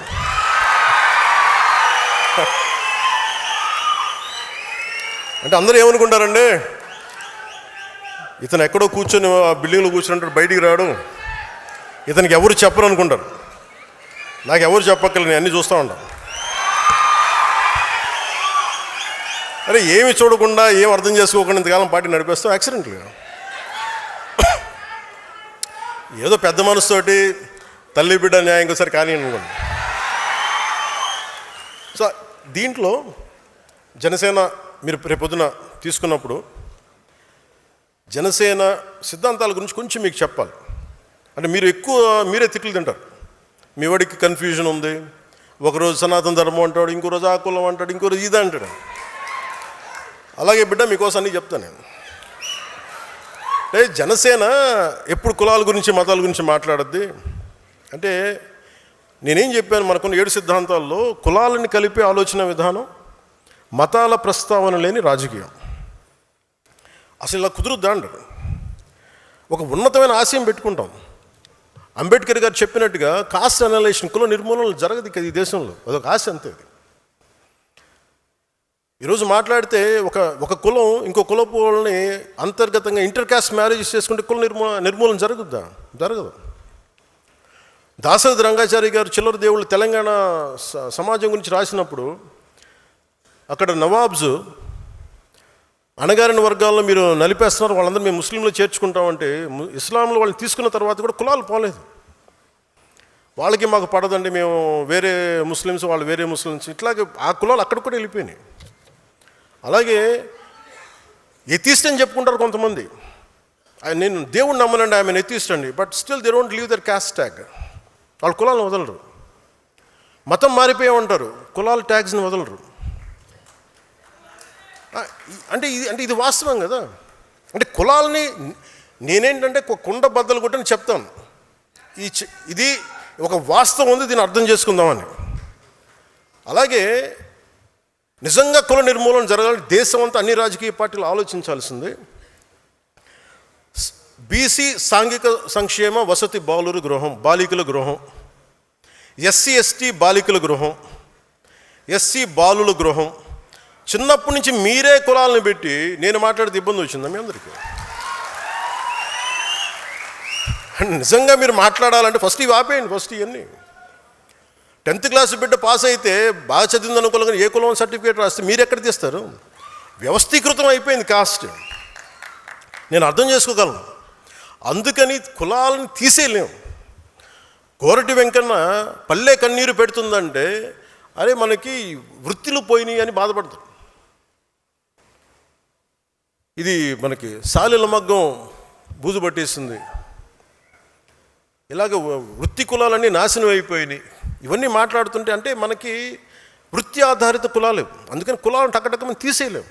మేబీ ఒకరోజు అసలు కుల ప్రస్తావన లేని రాజకీయాలు సమాజం ఉండాలని కోరుకుందాం. కానీ ఈ లోపు మనం ఏం చేయాలి? కులాలని కలిపే ఆలోచన విధానమే ఉండాలి. మాట్లాడితే ఇక్కడ మనకి ముఖ్యంగా ఆంధ్రప్రదేశ్కి సంబంధించి అంటే మతాలు మారినా కులాలు వదలరు, దేవుణ్ణి నమ్మమంటారు కానీ కులాలను వదలరు. ఇందాక చెప్పినట్టుగా caste always have issues, but what is the most pragmatic approach? Interdependence and cooperation is needed for pragmatic policies. భారతదేశంలో ఉండే ప్రతి కులం మరో కులం పైన కొంతమంది మీద ఆధారపడి జీవిస్తుంది. ఎందుకంటే మన సమాజం కుల వృత్తుల ఆధారిత సమాజం. వృత్తుల ఆధారంగా కులాలు ఏర్పడ్డాయి తప్ప ఎవరు ఏ కులంలో పుట్టాలి అన్నది ఎవరు నిర్ణయించలేదు. నేను కూడా కులంలో పుట్టాల్సి వచ్చింది. I was Born in a cost which I cannot undo it, but I never confine to a cost because for me humanity is bigger. నేను ఈ కులంలో పుట్టానని కులానికి పరిమితం అవ్వాల. నాకు మానవత గొప్పది, మానవత్వం గొప్పది, దేశం చాలా పెద్దది. కానీ దీన్ని నేను గౌరవించాలంతే. నన్ను ఒక కులానికి పరిమితం చేయాలని ఎన్నిసార్లు ప్రయత్నించారు. నన్ను ఒక ప్రాంతానికి పరిమితం చేయాలని వస్తే మన సాంబశివుడు లాంటి వచ్చి అన్నా నువ్వు ఆంధ్రావాడు కాదు, నువ్వు తెలంగాణ, నువ్వు భారతీయుడు. నన్ను కులానికి పరిమితం చేయాలని చూశారు, ప్రాంతానికి పరిమితం చేయాలని చూశారు. నేను కులంలో పుట్టా, కానీ ఒక కులం కోసం పనిచేయడానికి రాలా, దేశం కోసం పనిచేయడానికి వచ్చాం, సమసమాజ స్థాపన కోసం వచ్చాం. ఈ మధ్యన వైసీపీ నాయకులు కూడా ఏదో కొంచెం 2-3 సందర్భాల్లో మన వాళ్ళు డేటా పంపిస్తే మీరు కాపులకి ఏం చేశారు ఇవన్నీ మాట్లాడుతుంటే నేను ఒక కాపుల కోసం ఆలోచించడం రాలా. నేను రెల్లి సమాజం గురించి ఆలోచిస్తాను, మాల సమాజం గురించి ఆలోచిస్తాను, మాదిగ సమాజం గురించి ఆలోచిస్తాను, బీసీల సమాజం గురించి ఆలోచిస్తాను, అన్ని ఉన్నత సోకాళ్ళు ఓసీ కాస్టుల గురించి ఆలోచిస్తాను, అందరూ బాగుండాలని ఆలోచిస్తాను. నేను దయచేసి ఒక కులానికి పరిమితం చేయాలనుకున్నా, ఒక ప్రాంతానికి పరిమితం దాన్ని మీరు ఎదురుదాడి చేయండి, మనం అందరి కోసం పనిచేస్తాం. ఈ మధ్యన ప్రేమలో ఎక్కువ అయిపోయిన అందరికీ సడన్గా ఏం చేశారండి మీరని ఒక్కొక్కరు టీవీల్లో గొంతులు ఏముంటుందని కంటనాళ్ళ తెగిపోయి అరుస్తున్నారు. ఇలాంటి మహానుభావులందరికీ నేను అడుగుతున్న ఒకటే, మాట్లాడితే మీరు వంగవీటి రంగా గారి పేరు పట్టుకొస్తారా మీరంతా? ఆయన చనిపోతా నాకు ఇబ్బంది ఉంది, నా ప్రాణహాని ఉంది అంటే ఆ రోజు మీరు ఎందుకు తపన పడలా? మీరు ఎవరు చిన్న వయసులో కాదు కదా, మీరు టీన్స్లో లేరు కదా, ఇప్పుడు మీ అందరికీ 60-65 ఏళ్ళు ఉన్నాయి కదా మీ అందరికీ. అంటే ఆ రోజులు మీకు కనీసం ఒక 35 ఏళ్ళు, కనీసం మీకు 25 దాటిని అందరికీ. ఆయన ఇబ్బంది పడుతున్నప్పుడు, నాకు ప్రాణహాని ఉందనుకున్నప్పుడు, ఈరోజు ఆయన కోసం గొంతు చించుకుంటున్న మనుషులందరూ ఏమైపోయారు? ఆ రోజున ఆయన చుట్టూ ఒక దడిగట్లాగిపోయారా, ఒక పద్మవ్యూహంలా ఉండలేకపోయారా? అప్పుడు వదిలేశారు అందరూ. అంటే చనిపోయిన తర్వాత ఏమో ఇప్పుడు కూర్చొని కథలు చెప్తారు. మీరు మనిషిని బతికినప్పుడు రక్షించుకోలేంది, చనిపోయిన తర్వాత మీరు ఎన్ని కథలు చెప్తే ఎవడు నమ్ముతాడా మిమ్మల్ని? అలాగే నిజంగా నేను ఒక కులం కోసం అంటే మరి నేను 2 చోట్లకి ఓడిపోకూడదు కదా లెక్క ప్రకారం. భీమవరంలో ఓడిపోకూడదు, గాజువాకలో ఓడిపోకూడదు, కులం అంతా వేస్తే అలా ఈరు. That's a point I want to make. అలాగే కన్షీరామ్ గారు వచ్చినప్పుడు తిలక్ తల్వార్ ఇంకో జూతేశామానం అనేది ఉంటుంది. అంటే బ్రాహ్మణుల్ని, వ్యాపారవేత్తల్ని, వైశ్యుల్ని, క్షత్రియుల్ని దాడి వాళ్ళని కొట్టాలండి, చెప్తూ కొట్టండి. కానీ అది కొంతకాలం పనిచేసింది, అప్పుడున్న పరిస్థితులకు దీనికి పనిచేసింది. కానీ ఇంకొక టర్మ్కి వచ్చేటప్పటికి అది సర్వజన సమాజం అయింది, బహుజన సమాజం అయింది. ఇంత చేసిన మాయావతి గారు కూడా తిరిగి బ్రాహ్మిన్ కమ్యూనిటీ సపోర్ట్ తీసుకుని ఆవిడ గెలిచారు, ముఖ్యమంత్రి అయ్యారు. అంటే దీన్ని బట్టి మనకి ఏం అర్థం అవుతుందంటే సమాజాన్ని కులాల వారీగా విడదీసి ముందుకు తీసుకెళ్ళడం సాధ్యం కాదు. కులాల్ని కలుపుకుంటూ పరస్పర గౌరవాన్ని పెంచుకుంటూ ముందుకు వెళ్తేనే సమాజం అభివృద్ధి చెందుతుంది. అదే జనసేన విధానం, అదే నేను చూపించాను, మీకు నిలబడి చూపించాను. అలాగే మతాల ప్రస్తావనలేని రాజకీయం అంటారు. రేపు మీరు కమిటీస్లోకి వెళ్తారు, బాధ్యతలు తీసుకుంటారు, ప్రజల్లోకి వెళ్తారు. ఆ సమయంలో సమాజంలో ఉన్న సమస్యలను పూర్తిగా అర్థం చేసుకుని ఆ భావజాలాన్ని ముందుకు తీసుకెళ్లాల్సిన బాధ్యత మీకు అర్థం కాకపోతే ఇబ్బంది అవుద్ది. మనం స్పష్టంగా చెప్పాల్సింది ఒకటే, ఎవరు దైవాన్ని వాళ్ళు ఆరాధించండి, మీ దేవుని మీరు ఆరాధించండి. మీరు ఇస్లాం అయితే ఇస్లాంని ఆరాధించండి, మీ ఎవరి ధర్మాన్ని వారు పాటించండి. కానీ మిగతా మతాలకు గౌరవం ఇవ్వండి. ఇఫ్ యు ఆర్ హిందూ, మీరు బాగా మీరు ఆరాధించుకోండి, ఇస్లాం గౌరవం ఇవ్వండి, క్రిస్టియానిటీ గౌరవం ఇవ్వండి, జైనిజం గౌరవం, ఏదానికైనా గౌరవం ఇవ్వండి. కానీ అలా గౌరవించుకున్న మత ఘర్షణకు అవకాశం ఉండదు. అది నిజమైన సెక్యులర్ భావన. అది మతాల ప్రస్తావన లేని సమాజానికి అది పునాది అవుద్ది. అంతేగాని నాకు చిరాకైంది ఏంటంటే అపీస్మెంట్ పాలిటిక్స్. నేను ఒక క్యాప్ పెట్టుకొని నేను ఇలా మాట్లాడితే నాకు ముస్లిం సోదరులు ఓటేస్తాను నేను నమ్మను. నేను బేసిక్ ఎందుకంటే అసలు అత్తిసేద్దాం. అంటే ఈరోజు మనకి షాన్వాజ్ అనే ఒక ఆడబిడ్డ మన ఎక్కడ రాయలసీమ నుంచి ఎక్కడ కర్నూలు నుంచో ఉమాన్లో చిక్కుకుపోతే ఆవిడే హిందూ కాదే, ఆవిడ హింసించింది కూడా అక్కడ లోకల్లో ఉండే ముస్లిం బిజినెస్ మ్యానే. మన అలాంటి లేదు మన సమాజంలో, మనం అలా చూపించాం. అందుకని ఈ అపీజ్మెంట్ పాలిటిక్స్ అనేది జనసేన తీసుకోదు. ఒక తప్పుని తప్పుగానే చెప్తుంది. ఒక హిందూ చేయండి, ముస్లిం చేయండి, క్రిస్టియన్ చేయండి, మీరు ఒక తప్పుని మీరు ఖచ్చితంగా ఈ తప్పుని చెప్పకపోతే తప్పు చేసిన వాళ్ళు అవుతారు. అందుకని appeasement politics is a big no for Janasena. నువ్వు నీ పరిమితుల్లో ఉండు, నేను నా పరిమితుల్లో ఉంటా. నాకు ఇష్టమైతే నేను ఈ మతాన్ని అర్థం చేసుకుంటాను, స్వీకరిస్తా. కానీ బలవంతంగా మార్చే హక్కు ఎవరికి లేదు. డబ్బులు ఇచ్చి మోసం చేసి బలహీనతలను ఉపయోగించుకొని మత మార్పిడులు సరైనది కాదు. ప్రతి వ్యక్తికి తన ధర్మం గొప్పదే, దాన్ని నేను ఎక్కడ కాదనడం లేదు. ఈ దేశం అన్ని మతాలని గౌరవించే సంస్కృతితో ఎదిగింది. పర్షియన్లు ఈ దేశంకి వచ్చినప్పుడు మీరు ఎలా ఉంటారు, మీరు బయట వాళ్ళు అంటే మేము పాలలో పంచదారలో కలిసిపోతాం. ఎలా ఉంటారంటే ఆయన ఒక పాలు తెమ్మని చెప్పి చిన్న పంచదార వేసి ఇలా కలిసిపోతాం, మరింత రుచి ఎక్కువ బాగుంటుంది మాతో ఉంటుంటే. మేము ఎక్కువ కలిసిపోయే వ్యక్తులను తప్ప మేము విడిగా ఉండే వ్యక్తులం కాదని చెప్పారు. ఈ దేశాన్ని మరింత మధురంగా చేస్తామని చెప్పారు. అందుకే ఈ దేశం వారిని ఆదరించింది. శ్రీకృష్ణదేవరాయల కాలంలో అరబ్ వ్యాపారులు గుర్రాలు అమ్మడానికి వచ్చి మాకు ప్రార్థనా స్థలం లేదు అని అడిగితే ఆయన మస్జిదులు నిర్మించి ప్రార్థనలు చేసుకునే అవకాశం కల్పించారు. ఎందుకంటే ఈ దేశ సంస్కృతికి ఇన్సెక్యూరిటీ, అభద్రతా భావం లేదు. ఈ దేశం ఎప్పుడు ఇతర మతాలకి భయపడదు, మీ ధర్మాన్ని మీరు పాటించండి అని స్థానం ఇచ్చే మహోన్నత సనాతన ధర్మం ఇది. కానీ ఆ సహనాన్ని బలహీనతగా భావించి ఆ సంస్కృతిని మేము చంపేస్తాం, ఆ సనాతన ధర్మాన్ని నలిపేస్తాం, నశింపజేస్తాం అంటే అది మీరు ఈ నేల స్వభావాన్ని అర్థం చేసుకోకపోవటమే. ఎన్నికల సమయంలో కొంతమంది బొట్లు పెట్టుకుని ఆలయాలు తిరుగుతారు. సనాతన ధర్మంపై దాడులు జరిగినప్పుడు మటుకు మేము సనాతన ధర్మాన్ని నిర్మూలిస్తామని బహిరంగ మాట్లాడతారు. ఎవరైనా అంటే మీరు ఎన్నికల సమయంలో అసలు ఒక్కరు మాట్లాడరు, అప్పుడు మాట్లాడరు సనాతన ధర్మం గురించి, ఎందుకంటే ఓట్లు పోతాయి. అయిపోగానే మొత్తం పదవుల్లోకి వెళ్ళిపోయి అసెంబ్లీలోకి వెళ్ళగానే ఇప్పుడు మాట్లాడతారు మళ్ళీ. లేదు, సనాతన ధర్మం అనేది వేల ఏళ్ల నాగరికత. అది హిందూ సనాతన ధర్మ is a self correcting mechanism. ఇది ఒకడు స్థాపించింది కాదు, ఒక వ్యక్తి స్థాపించింది కాదు, అది అనాదిగా జరుగుతుంది. It has a self correcting దాంట్లో తప్పులు ఉన్నాయి, తప్పులు కరెక్ట్ చేసుకుంటూ వెళ్తుంది. అంతేగాని కూర్చోబెట్టి గిరిగీసుకుని ఇంతే అని చెప్పి ఒక ఫిక్స్డ్ రూల్ లేదు. అందువల్ల సనాతన ధర్మాన్ని మీరు నశింప చేయలేరు. అంటే ఇది ఈ సందర్భాన్ని పెట్టుకొని అంటే మీకు ఎందుకు చెప్తున్నానంటే, ఇది మీరు అందరూ అనుకుంటారు కదా నేను ఎందుకు ఇంత బలంగా మాట్లాడతానని. అంటే ఈ సందర్భాన్ని నేను దీన్ని అర్థం చేసుకొని మీకు తెలియజేస్తాను. చాలామందికి మహానుభావులకి, సనాతన ధర్మాన్ని తిట్టే మహానుభావులందరికీ అంటే మీకు భారతీయుడు చెప్తే నచ్చదు కదా. ఎక్కడో జర్మనీలో ఉండే ఒక ప్రొఫెసర్లో లేదంటే కూర్చోబెట్టి అక్కడ కూర్చొని ఒక షోపెన్హావర్ లాంటి ఒక జర్మన్ ఫిలాసఫర్ చెప్తే మీకు అర్థం అవుతుంది. కనీసం సనాతన ధర్మం గురించి ఆయన ఏం చెప్పారు మీకు తెలియజేస్తాను. అంటే ఆయన అన్న మాట చెప్పండి, the fruit of the highest Vedas, the fruit of the highest human knowledge and wisdom, the kernel of which has finally come to us in the Upanishads and as the greatest gift to the 19th century. అలాగే ఇది నేను తర్వాత tweet చేస్తాను, లేదంటే మన శతజ్ఞులు పెడతాను. కానీ but ఇక్కడ నేను చెప్పదలుచుకుంది ఏంటంటే, విదేశాల నుంచి ఐరోపా ఖండం నుంచి ఇక్కడికి వచ్చి ఇక్కడ సమాజాన్ని మార్చాలనుకునే వాళ్ళకి ఏం జరుగుతుందని చెప్పడానికి ఆయన చెప్పింది ఏంటంటే, మీరు ఇక్కడికి వచ్చి మీరు ఈ మతాన్ని నిర్మూలింపు చేద్దాం అనుకునే వాళ్ళు ఎలాంటిదంటే, it is just the same as if we fired a bullet at a cliff. In India our religions will never at any time take route.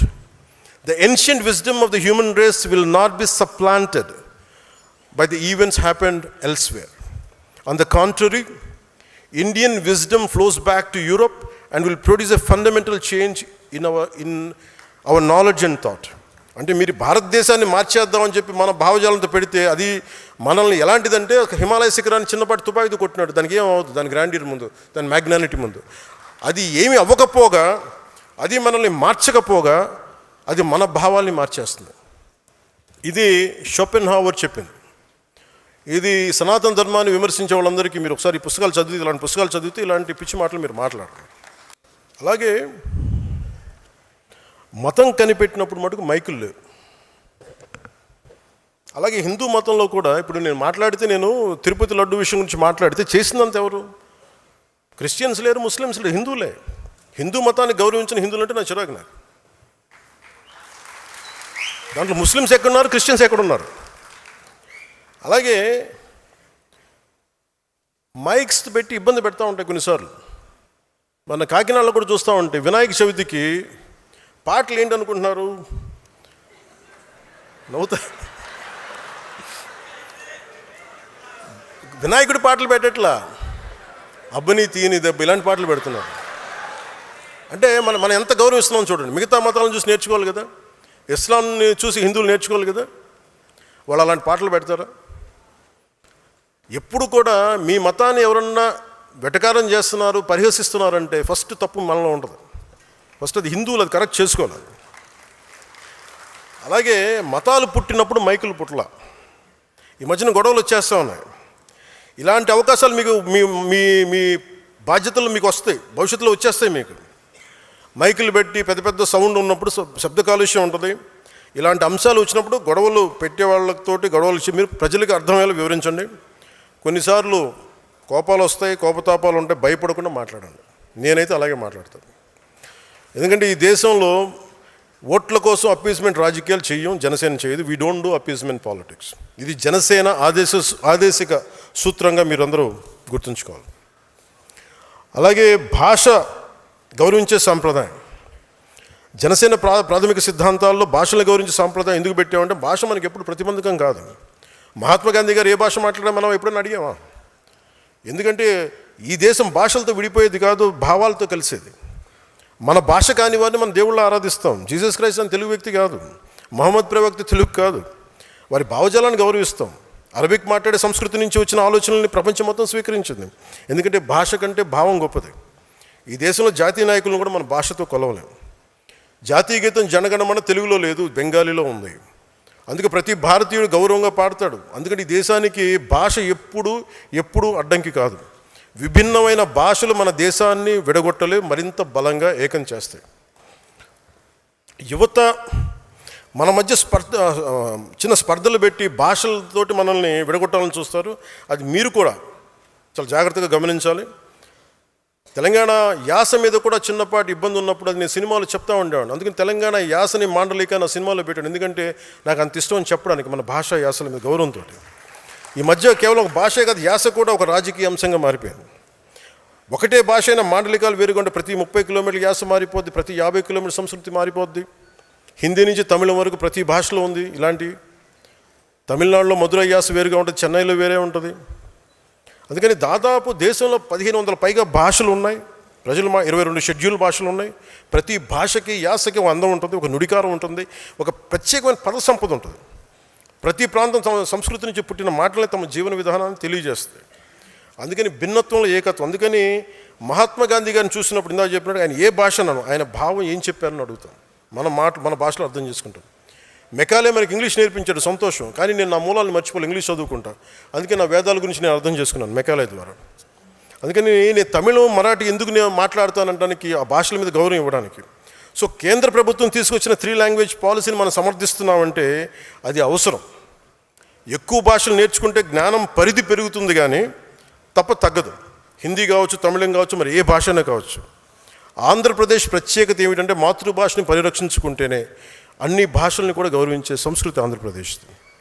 భాషా ప్రయుక్త రాష్ట్రాల ఆరంభం నుంచి కూడా నేల నుంచే ఆరంభం జరిగింది. అదే భారతదేశ సమాఖ్య బలాన్ని పెంచింది, బలహీనపరచలేదు. సో ఇది కూడా మీకు కమ్యూనికేషన్కి భాష అనేది చాలా ఎసెన్షియల్. ఇది మీరు ప్రజలకి మీరు రేపొద్దున నాయకత్వం తీసుకున్నప్పుడు తెలియాల్సిన అవసరం ఉంది. మీరు నాయకులుగా మీరు ఎదగాలనుకున్నప్పుడు మీరు ఈ భావాన్ని చాలా 12 సంవత్సరాల తర్వాత మాట్లాడుతున్న ఇంత ఓపెన్గా. చాలామంది మనకి అక్కడున్న పక్క రాష్ట్రాల సమస్యలు దేనికి, మనకి అక్కడెక్కడో విషయం జరిగితే మనం ఎందుకు రియాక్ట్ అవ్వాలి మీ అందరూ. కానీ మీరు జాతీయ స్థాయి సమస్యలు, అంతర్జాతీయ సమస్యలు కూడా మీరు ప్రతి జన సైనికుడు, ప్రతి ఉద్యమి, ప్రతి సాధకు కూడా మీరు మాట్లాడాలి. దానికి కావాల్సిన డైరెక్ట్ మేము ఇస్తాం. అది ఎందుకని చెప్తున్నానంటే మీరు ఇవన్నీ అర్థం చేసుకున్నప్పుడు పైన ఆలోచించి మీరు ముందుకెళ్తే ఏం జరుగుతుందని. ఉదాహరణకి బంగ్లాదేశ్ ఉంది. ఈరోజు బంగ్లాదేశ్ ఎట్లా ఉంటుంది, భారతదేశం ఇలా ఉన్నప్పుడు ఈ చికెన్ నెక్ అని ఉంటుంది. సడన్గా ఒక చోట భారతదేశంలో ఉండి ఇటువైపు భారతదేశం ఉంటుంది, ఇటువైపు భారతదేశం ఉంటుంది. ఇక్కడ మటు చికెన్ నెక్ చిన్న పార్ట్ ఉంటుంది, ఆ మధ్యలోదంతా బంగ్లాదేశ్. అది ఎలా జరిగింది అని అనడానికి మీరు హిస్టరీ అర్థం చేసుకోవాలి మీరు. ఇది జోగేంద్రనాథ్ మండల్ గారు first law minister of Pakistan. ఆయనకి భారతదేశం మీద వ్యక్తితో అందుకని ఆయన నేను పాకిస్తాన్తో కలిసి వెళ్ళిపోతానని చెప్పి ఆల్ హిందూ డామినేటెడ్ డిస్ట్రిక్ట్స్, మత ప్రాతిపాదికన దేశం విడిపోయినప్పుడు 90% ఉన్న హిందూ పాపులేషన్ జిల్లాలని బంగ్లాదేశ్లో కలిపేశారు. ఆయన నమ్మారు. ఆయనకి వెళ్ళి చూస్తే కొద్దిగా ఒక 2 నెలల తర్వాత సొంత ఊర్లో ఆయన మనుషులను చంపేశారు మత కలహాల వల్ల. ఆయన కుటుంబం చిన్న భిన్నం అయిపోయింది. ఆయన కజిన్స్ చచ్చిపోయారు. ఆయన కాందీసుకుడిగా వచ్చి చచ్చిపోయాడు కలకత్తాలో. అంటే ఒక నాయకుడు వ్యక్తి మీద కోపంతోటో లేదంటే ఈ దేశం ధర్మం మీద కోపంతో అటు వెళ్ళిపోతే ఏం జరుగుతుందో మనం చూసాం. అందుకని మీరు ప్రతి సంఘటన వెనుక నేను మాట్లాడుతున్నప్పుడు దానికి చాలా హిస్టరీ చదివి ఉంటాను, నేను అర్థం చేసుకుని ఉంటాను, మేధావులతో మాట్లాడుతుంటాను.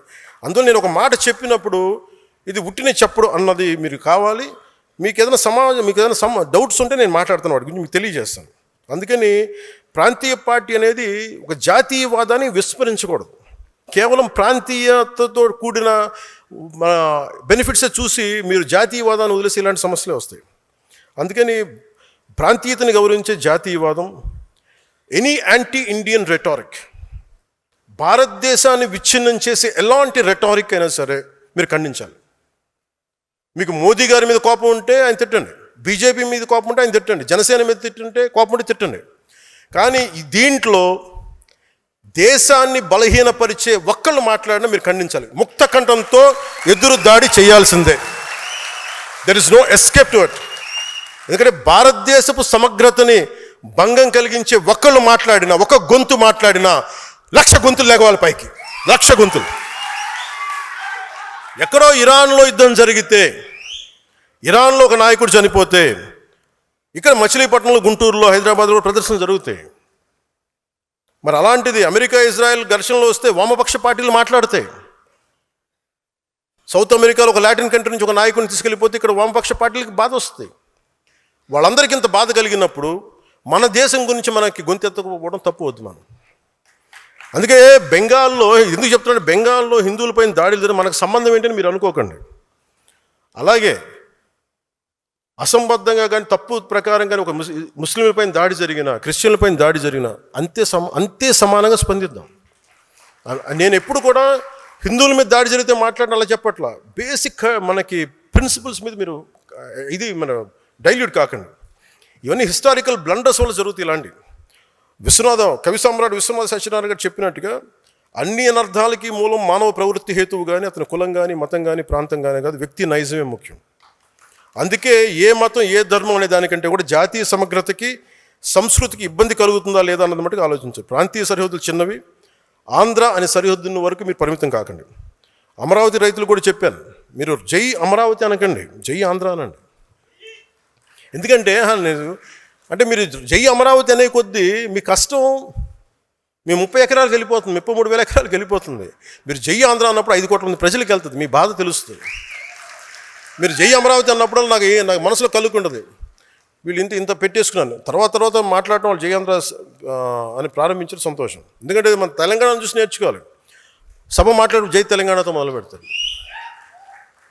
అలాగే తెలంగాణకి తమిళకి తమిళ ప్రైడ్ ఉంది, తెలంగాణకి జై తెలంగాణ అని ఒక నినాదం ఉంది. అలాంటి గర్వం కాదు, కానీ అలాంటి కనెక్టెడ్నెస్ ఆంధ్ర వాళ్ళకి లేదు. ఆంధ్రాకి ఏముంది అంటే కులం ఉందా ఏముందో తెలియదు నాకు. ఈరోజు కన్ఫ్యూషన్ నాకు ఆంధ్రాకి సంబంధించి. ఏమో చూడాలి. సో అంటే 11 సీట్లకి పరిమితమైన వాళ్ళు కూడా మన మీద సెటైర్లు వేస్తారా? నేను ఎక్కువ మాట్లాడిన వాళ్ళ గురించి కాదు, వాళ్ళు ఒకేసారి చేరంటే కొంచెం చిరాగా వేస్తాయి కదా మనకు కూడా, చాలా ఆపన్నాయని. అలాగే పర్యావరణాన్ని పరిరక్షించే అభివృద్ధి ప్రస్థానం, ఈ అంశాన్ని ప్రాథమిక సిద్ధాంతాలకు ఎందుకు పెట్టామంటే మనిషి నాగరికత ఏర్పడినప్పటి నుంచి అభివృద్ధితో పాటు కొంత విధ్వంసం తప్పదు. ఒక ఇల్లు కట్టుకోవాలంటే భూమి తవ్వాలి, కొన్ని క్రిములు చచ్చిపోతాయి, అందుకే భూమి పూజ చేస్తాం, క్షమించమని భగవంతుని. అందుకే జనసేన తీసుకునేది green activism, not militant green activism. It has to be regulated. మన అవసరాలు తీర్చుకోవాలి, కానీ ఆ అవసరాలు ప్రకృతిని పూర్తిగా నాశనం చేసే విధంగా ఉండకూడదు. మనం తిండి గింజలు పండించాలి, ఇల్లు కట్టుకోవాలంటే కొంత భూమి తవ్వాల్సిందే. సంస్కృతిలో భూమి పూజ చేస్తాం, శాంతి పూజ చేస్తాం. ఒక తలుపు, ఒక ఫర్నిచర్ చేయాలి, కుర్చీలు కావాలంటే ఒక చెట్టు నరకాల్సి రావచ్చు. మనం కూర్చుని హాల్ నిర్మించాలంటే కొంత ప్రకృతి విధ్వంసం తప్పదు. మనం వాడుతున్న ప్లాస్టిక్, నీళ్లు తాగే బాటిల్స్, ఇవన్నీ కూడా కొంత ప్రకృతి వనరుల దోపిడీ ద్వారానే వస్తాయి. సో ఏం చేయాలి వీటన్నిటికంటే, how do we regulate the exploitation of our own forest and resources and nature అన్న ఆలోచన విధానం మనకు రావాలి. కొంచెం బాధ్యతగా ఉండాలి. ఒక చెట్టు నరిగితే కనీసం మనం 100 చెట్లు నాటగలగాలి. మనం చాలా విషయాలు తిరిగి తెచ్చుకోగలం, కానీ తాగే నీళ్లు, స్వచ్ఛమైన గాలి ఒకసారి కలుషితమై తిరిగి తెచ్చుకోవడం చాలా చాలా కష్టం. And I want to be very conscious about nature. పర్యావరణ విషయంలో మనందరం చాలా జాగ్రత్తగా మనం చేయగలిగేది మనం ఖచ్చితంగా చేద్దాం.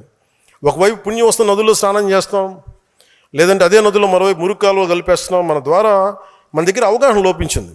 ఆ పర్యావరణాన్ని పరిరక్షించిన బాధ్యత జనసేనలోని ప్రతి ఒక్కరికి రావాలి, తద్వారా సమాజానికి వెళ్ళాలి. అలాగే కొన్నిసార్లు యురేనియం లాంటిది అవసరం అవుద్ది, ఎంత జాగ్రత్తగా తీయాలి, ఎంత బాధ్యతగా వెళ్ళాలనేది కూడా భవిష్యత్తులో మనం చూసుకుంటూ ఉండాలి. వుడ్ బ్యాంక్స్ ఉండాలి.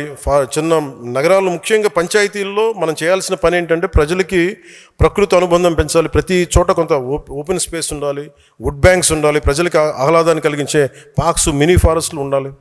నగరాల్లో జీవించే మనుషులు 4 గోడల మధ్య మాత్రమే కాకుండా ప్రకృతిలోకి వెళ్ళి సేద తీరే అవకాశం కూడా ఉండాలి. అందుకే ప్రకృతి సమతుల్యతను కాపాడే విధానాలని జనసేన ద్వారా తీసుకొస్తాం. అందుకనే పర్యావరణాన్ని పరిరక్షించే అభివృద్ధి ప్రస్థానం అనేది చాలా కీలకం మనకి. సో అవినీతి పైన రాజీ లేని పోరాటం చివరిది. మన దేశంలో అవినీతిని పూర్తిగా అంతం చేయడం అనేది ఇప్పటికీ సాధ్యం కాదు. ఇందాక సోదరి కర్ణాటక నుంచి వచ్చి మాట్లాడుతుంటే అవినీతి పైన రాజీ లేని పోరాటం చేయగలం, అంతేగా నిర్మూలిస్తాం సంపూర్తిగా అంటే ఎందుకు? మనం పోరాటమే చేయగలం, ఒక నియంత్రించడానికి పని చేయగలం తప్ప పూర్తిగా తీసేయడం కుదరదు. అంటే problem is issue in the human being. అంటే ప్రజలు ప్రభుత్వ కార్యాలయాలకు వెళ్తే లంచం లేకుండా పని జరగాలి. ఒక యువకుడు ఉద్యోగం కోసం డబ్బులు పెట్టాల్సిన పరిస్థితి ఉండకూడదు. ఒక కాంట్రాక్టర్ నాణ్యమైన పని చేయాలంటే రాజకీయ నాయకులు కమిషన్ ఇవ్వాల్సిన పరిస్థితి ఉండకూడదు. నేను బాధ్యతలు స్వీకరించిన వెంటనే నా కార్యాలయంలో పిఆర్ ఆర్డీ తీసుకున్న తర్వాత కార్యాలయంలో పనిచేసే సిబ్బందికి అవినీతిగా దూరంగా ఉండే చర్యలు తీసుకున్నాం. పంచాయతీరాజ్ శాఖలో గతంలో ప్రతి రేట్ కార్డు ఉండేది ప్రతి ఉద్యోగానికి. అసలు 10,000 మందికి ఒకేసారి ప్రమోషన్ ఇచ్చాం. దానికి పాపం గత ప్రభుత్వ పాలకులు చాలా బాధపడిపోయారు, చాలా డబ్బు పోయింది వాళ్ళకి. సో అలాగే ఉదాహరణకి అంటే ఎంత డీప్గా ఉంటుంది అంటే సివిల్ సప్లైస్ మినిస్టర్ మీకు ప్రజలకు కూడా తెలియజేయాలి ఇది ఈ సందర్భంగా. ఉదాహరణకి పేదల కడుపు నింపేందుకు ప్రభుత్వం పీడిఎస్ ద్వారా రేషన్ బియ్యం అందిస్తుంది. దానిని అక్రమంగా విదేశాలకు తరలించే పరిస్థితులు ఉన్నాయి. గౌరవ పౌర సరఫరాల శాఖ మంత్రి పిఎస్సి చైర్మన్ నాదెండ్ల మనోహర్ గారి నేతృత్వంలో కాకినాడ పోర్టులో 1000 టన్నుల బియ్యాన్ని అక్రమంగా అడ్డుకున్నాం. ఎలా ఉంటుందంటే ఎవరు అంటే చెట్టు ముందా విత్తు ముందా అన్నట్టుగా ఎవరు తప్పు దీంట్లో అంటే స్మగ్లర్లదా, రైస్ స్మగ్లర్దా, మిల్లర్లదా అనుకుంటే మీకు తెలియజేస్తాను. పబ్లిక్ డిస్ట్రిబ్యూషన్ సిస్టంలో మినిమం సపోర్ట్ ప్రైస్, ఒక కనీస మద్దతు ధర 1 కేజీకి ప్రభుత్వం 24 రూపాయల పైసలకు ఇచ్చి ఉంటుంది. ఎంఎస్పి కనీస మద్దతు ధర, మిల్లింగ్ ప్రైజు, దాన్ని షార్ట్ టెక్స్ట్ ప్రైస్ తోటి 46 కేజీలు అవుతుంది. అంటే government will bear ₹46 per kg before giving to ఉచితంగా ఒకళ్ళకి, ఒక బెనిఫిషియరీకి కిలో బియ్యం వల్ల 46 రూపాయలు పడుతుంది. కానీ బెనిఫిషియరీ ఏం చేస్తున్నారు, అది తనకు తినటం ఇష్టం లేకో ఏదో కారణాలు ఏదైనా కావచ్చు, కానీ దాన్ని 5 కేజీలు తన కోటాన్ని 14-20 రూపాయలు తనకు ఉట్టినే వచ్చిన బియ్యం 14-20 రూపాయలు చొప్పున ఇచ్చేస్తాడు 5 కేజీలకి. అది 100 రూపాయలు రావచ్చు, లేదంటే 70 రూపాయలు రావచ్చు. ఎంత అంటావు? ఏమో నీకు బాగా తెలిసి ఉంటావు, నీకు అర్థమవుతుంది కదా. సో బెనిఫిషియరీకి 14 వచ్చింది, స్మాల్ లెవెల్ బ్రోకర్కి, రేషన్ షాప్ డీలర్కి దాని మీద ఇంకో 16 రూపాయలు, 25 రూపాయలతో 2 రూపాయలు, 5 రూపాయలు అదనంగా వేసుకొని అమ్మేస్తాడు.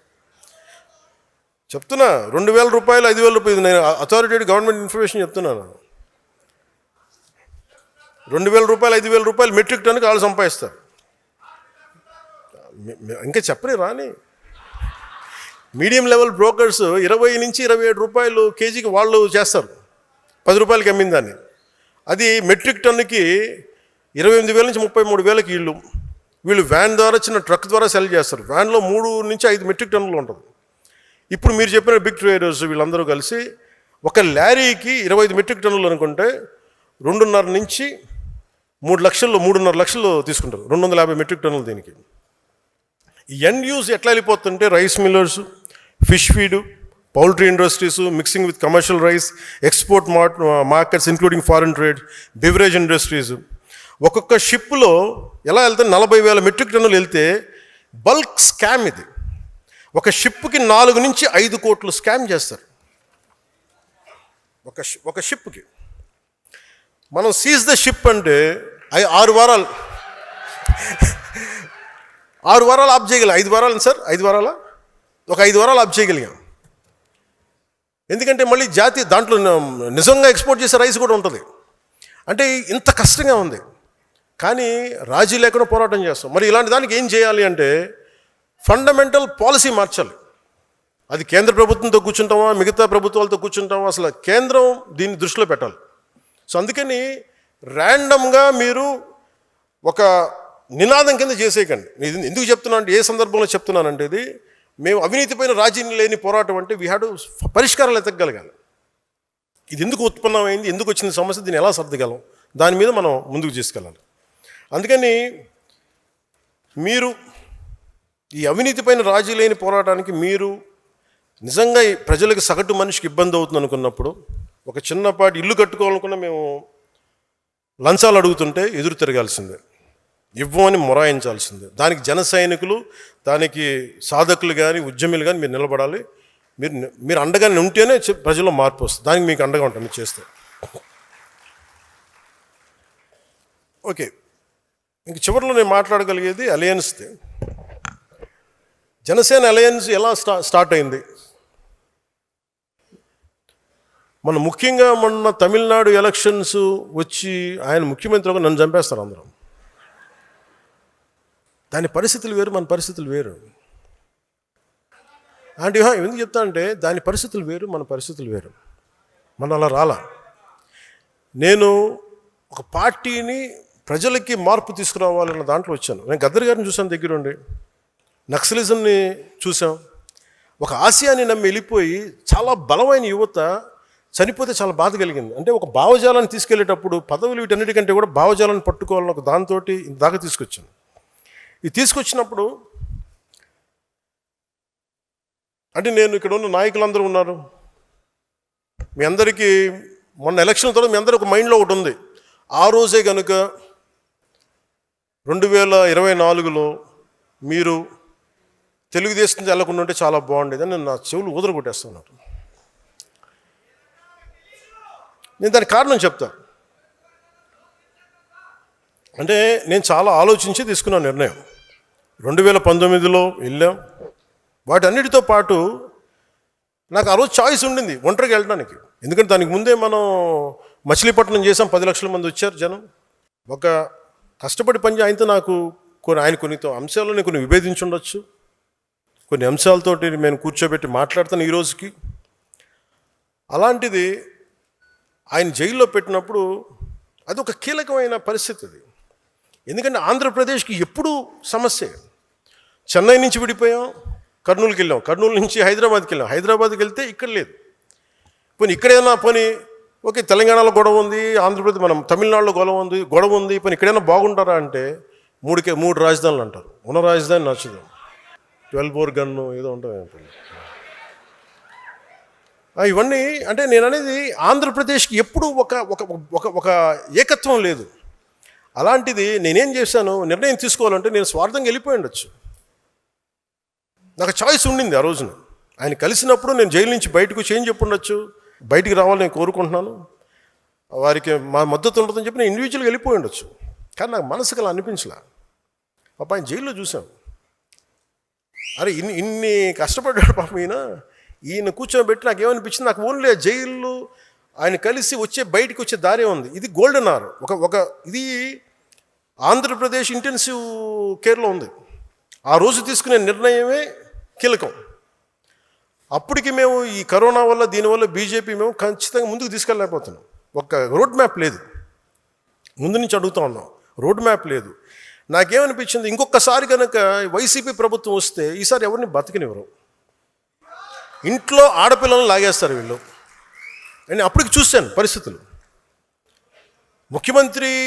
మాజీ ముఖ్యమంత్రి భార్యనే వీళ్ళు ఇలా తిడుతున్నప్పుడు, సతీమణి ఇలా తిడుతున్నప్పుడు, నా ఇంటి మీద ఇలా మాట్లాడుతున్నప్పుడు, పదవులు గుర్తింపు వీటన్నిటికంటే కూడా రాష్ట్ర సుస్థిరత, 5 కోట్ల మంది ప్రజల సుస్థిరతకి నేను ఓటేశాను. ఆ నిర్ణయం తీసుకున్నప్పుడు చాలామంది తెలుగుదేశం నాయకులు ఆయన జైల్లో ఉన్నప్పుడు కూడా నా దగ్గరికి వచ్చారు చాలామంది. అన్న మా నాయకుడికి చెప్పన్నా, ప్రధానమంత్రి గారు చెప్పన్నా, అందరం కృషి చేసాం, తెలుగుదేశం పార్టీ నాయకులు కృషి చేసాం, అందరం కృషి చేసాం, బయటకు వచ్చాం, కనీ విని ఎరుగని మెజారిటీలతో ప్రభుత్వం వచ్చింది. అలయన్స్లో ఇబ్బందులు లేవా అంటే కొన్ని ఉన్నాయి. కాదు, అది మెజారిటీ పెద్ద సమస్యలు కాదు కానీ ఉన్నాయి. నేను అర్థం చేసుకోగలను. అదంతే కానీ అది మీరు నాకు తెలియదు అని మటుకు అనుకోకండి. నాకు తెలుసు మెజారిటీ బాగానే ఉంది, కానీ అక్కడక్కడ కొంచెం సమస్యలు ఉన్నాయి. ఆ సమస్యల్ని మేము ఒక కమిటీ చూసుకుంటుంది. ఆ కమిటీ కూడా నిర్ణయించుకోలేకపోతే ఎట్టి పరిస్థితుల్లో కూడా మీ ఆత్మగౌరవాన్ని తాకట్టు పెట్టే పని అయితే నేను చేయను. ఎందుకంటే నేను మాట ఇచ్చాను, ప్రజల తాలూకు సుస్థిరత నిలబెడతానని. కానీ మీరు ఇబ్బంది పడి, మీ ఆత్మగౌరవానికి మీరు ఇబ్బంది పడి, గౌరవం లేని చోట మీరు ఇబ్బంది పడకుండా చూసే బాధ్యత నాది. ఎందుకంటే ఎందుకు నేను చెప్పగలను అనుకున్నప్పుడు, నేను మద్దతు ఇచ్చినప్పుడు చాలా త్రికరణ శుద్ధిగా ఇచ్చేస్తాను. I expect the same. ఎందుకంటే నేను నమ్మినప్పుడు నేను అంతా గుండె కవాటాలు తెరిచేస్తాను, నేను నిలబడతాను. మీరు కూడా అలాగే ఉంటారు. కానీ మీరు ఇబ్బంది పడుతున్నప్పుడు ఆ బాధ నాకు తెలియదు అనుకోకండి, తెలుసు. కానీ నేనేంటంటే దాన్ని ఎంత సరిదిద్దుతాం, నిలబడుతుంది. అందుకని ఇవన్నీ నాకు తెలియదు, మమ్మల్ని ఇబ్బంది పెడుతున్నారు, ఇవన్నీ ఉన్నప్పుడు కొన్ని చోట్ల కొంతమంది నాయకులు it will be corrected, it will be addressed. మీకు ఈ మాట ఇస్తున్నాను. నేను పోలాశంకర్ని ఇచ్చేస్తే మీరు ఊరుకుంటారా?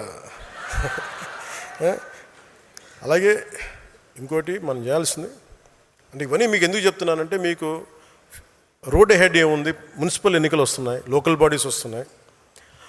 ఉదాహరణకి లోకల్ బాడీస్లో మన ఆంధ్ర కాదు కానీ శ్రీమతి అరూరి విజయలక్ష్మి గారు కౌన్సిలర్గా నేరేడుచర్ల నల్గొండ జిల్లా గెలిచారు.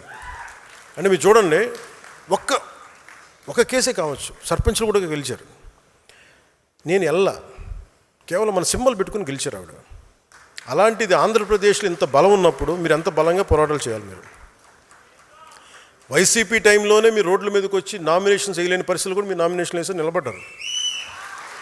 ఈసారి నేను అందుకనే మా నాయకులందరినీ పంపించాను ఈ కమిటీ కోసం. ఈసారి కమిటీలో నేను కూర్చుంటాను. ఎందుకంటే నేను 12 సంవత్సరాల తర్వాత నేను కూర్చోబెట్టి నేను మీ బాగోగుల కోసం నేను కూర్చుంటాను. ఇప్పుడు దాకా నేను అడ్మినిస్ట్రేషన్ ఇవన్నీ కూర్చున్నా, అర్థం చేసుకున్నా. చాలా కీలకమైన సమయం నేను పార్టీకే కేటాయిస్తాను, మిమ్మల్ని కలుస్తాను, మిమ్మల్ని దృష్టిలో పెట్టుకుంటాను. సో అలాగే మీ అందరికీ కూడా నాకు ఒకటే విన్నపం ఏంటంటే, నాకొక ఈ నెల రోజుల్లో పూర్తి చేయడానికి ప్రయత్నం చేస్తాను. 1 month, 4 weeksలో సెప్టెంబర్లో ఎన్నికలు ఈ లోపల చేయడానికి ప్రయత్నం చేస్తాం. అలాగే ఇంకొకటి, భవిష్యత్తు మనం ఆంధ్రప్రదేశ్కి కాకుండా భారతదేశానికి సంబంధించి ఈ అరాకొర జ్ఞానంతో ఉన్న వైసీపీ వాళ్ళ మాటలు మీరు వినకండి. వాళ్ళకి ఏంటంటే, ఇరాన్లోనూ అమెరికా యుద్ధం చేస్తున్న మనకేంటండి అంటారు. అంటే వాళ్ళకి అవగాహన లేదు. అంటే వాళ్ళకి అన్నీ అలా ఉచితంగా వచ్చేస్తాయి అనుకుంటారు. పెట్రోల్ ధరలు పెరగక ఏమవుతాయి? పెట్రోల్ దొరకదు, గ్యాస్ దొరకదు. ఎక్కడి నుంచి మనం సంపాదిస్తున్నావా? లేదంటే వీళ్ళ ఇళ్ళ నుంచి వస్తున్నాయి గ్యాస్ బావులు. సో ఇవన్నీ ఏం అర్థం కాకుండా కూర్చోబెట్టి మోదీ గారిని తిట్టడం, మోడీ గారిని మీద మాట్లాడటం ఒక అయిపోయింది. అందుకని మీరు అర్థం చేసుకోవాల్సింది, ఇంటర్నేషనల్ పరిస్థితులు కూడా, పశ్చిమాసియాలో ఉన్న యుద్ధ పరిస్థితులు, తద్వారా మనకు వచ్చిన పెట్రోలియం ఉత్పత్తుల కొరత, వీటి మీద మీకు అవగాహన రావాలి.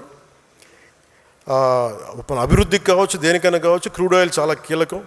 ఒక ఫ్యాక్టరీ పనిచేయాలన్నా, వాహనం కదలాలన్నా, ఇంట్లో స్టవ్ వెలగాలన్నా ఇంధనం చాలా అవసరం.